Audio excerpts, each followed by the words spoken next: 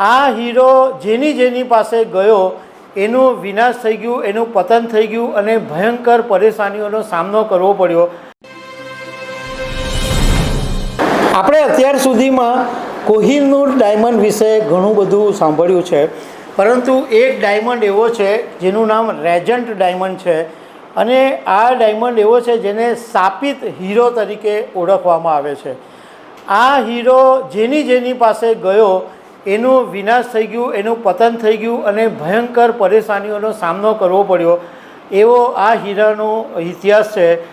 આ હીરો અત્યારે પેરિસના લુવર મ્યુઝિયમની અંદર છે અને તમને જાણીને નવાઈ લાગશે કે હમણાં તાજેતરની અંદર આ પેરિસના મ્યુઝિયમની અંદર ચોરી થઈ અને ચોરો બધા મૂલ્યવાન ઘરેણાઓ લઈને ચોરી ગયા, પરંતુ આ શાપિત રેજન્ટ ડાયમંડને ટચ બી કર્યો નથી। તો આના વિશે હું તમારી સાથે વાત કરીશ। મારું નામ રાજેશ શાહ છે અને તમે જોઈ રહ્યા છો ગુજરાતના સૌથી મોટા ડિજિટલ ન્યૂઝ પ્લેટફોર્મ ખબર છે.com। એક રેજન્ટ ડાયમંડ એવો છે કે જે કોહિનૂર ડાયમંડ કરતાં પણ કેરેટની દ્રષ્ટિએ સૌથી વધારે મોટો છે।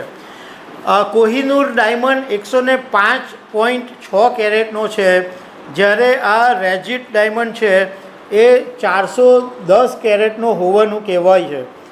હવે આ રેજન્ટ ડાયમંડ છે એ જે ચમકમાં જેટલો તેજસ્વી છે એટલો જ એના ઇતિહાસમાં અંધારું પણ છે। આ હીરો ભારતની ધરતીમાંથી નીકળ્યો અને જ્યાં જ્યાં ગયો ત્યાં વિનાશ નોતર્યો છે અને અત્યારે આ પેરિસના લુવર મ્યુઝિયમની અંદર છે।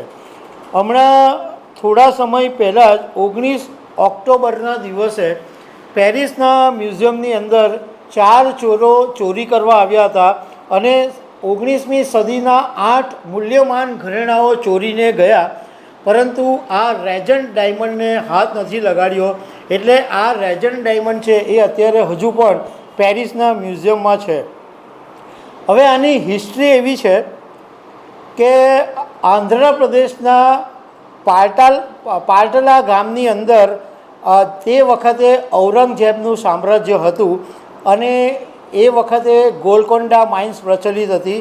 તો 1698ના વિસ્તારની અંદર એક ગુલામને આ હીરો મળેલો અને તે વખતે એનું જે વજન હતું એ 410 કેરેટ હતું અને આ વ્યક્તિએ લાલચમાં આવીને આ હીરો પોતાના પગમાં ઘા પાડીને છુપાવી દીધો અને એ જ્યારે સમુદ્ર પાર કરીને આ હીરાને વેચવા માટે ગયો ત્યારે એક અંગ્રેજ કેપ્ટને આ વ્યક્તિ કે જે ગુલામ હતો એની પાસેથી હીરો લઈ લીધો અને એને મારીને નદીમાં ફેંકી દીધો હતો અને ત્યારથી જ લોકો એવું માનવા માંડ્યા હતા કે આ કોઈ અશુભ શક્તિનો સંકેત છે અને લાલચ કરનારાઓનો અંત ખરાબ આવે છે।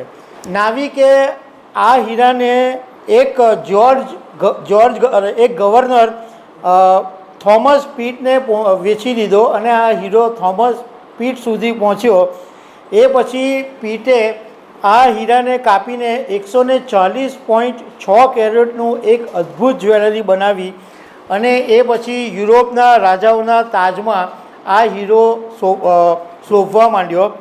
એ પછી આ હીરો ગયો ફ્રાન્સના રાજા રેજન્ટ ફિલિપની પાસે। એકચ્યુઅલી આ હીરાનું નામ વારે વારે બદલાયું છે। જ્યારે પીટ પાસે ગયો ત્યારે આ ડાયમંડ પીટ ડાયમંડ તરીકે ઓળખાતો હતો।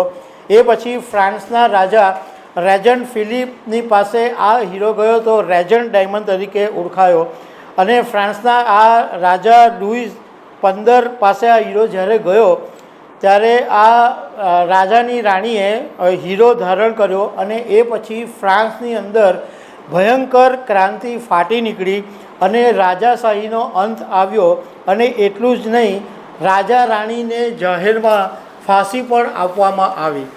એ પછી આ હીરો નેપોલિયન બોનાપાર્ટ પાસે ગયો અને નેપોલિયન બોનાપાર્ટ જે વિજયી રાજા તરીકે ઓળખાતો હતો એ આ હીરો ધારણ કર્યા પછી એનો પરાજય થયો, એણે રાજ્ય પણ ગુમાવ્યું અને એનું મૃત્યુ પણ થઈ ગયું। એટલે આની હિસ્ટ્રી એટલી બધી લાંબી છે કે જેની પાસે આ હીરો ગયો છે એ કમનસીબ વ્યક્તિની જિંદગીમાં તોફાન આવ્યા છે અને ભારે વિનાશનો સામનો કરવો પડ્યો છે, એવી લાંબી હિસ્ટ્રી છે. હવે આ જે રેજન્ટ હીરો છે એ કુશન આકારનો એક બ્લુ ડાયમંડ છે. મેં તમને કીધું તેમ હમણાં જ 2025માં જ આ પેરિસમાં ચોરી થઈ, તો ચોરોને પણ ખબર હતી કે આ રેજિટ ડાયમંડ બહુ સાપીટ ડાયમંડ છે એટલે એને લઈ જવાય નહીં, તો સેપીટ ડાયમંડને છોડીને બધા ઘરેણા લઈ ગયા હતા. તો દર્શક મિત્રો, આવી અનેક વાતો સાથે અમે તમને મળતા રહીશું. Thank you very much.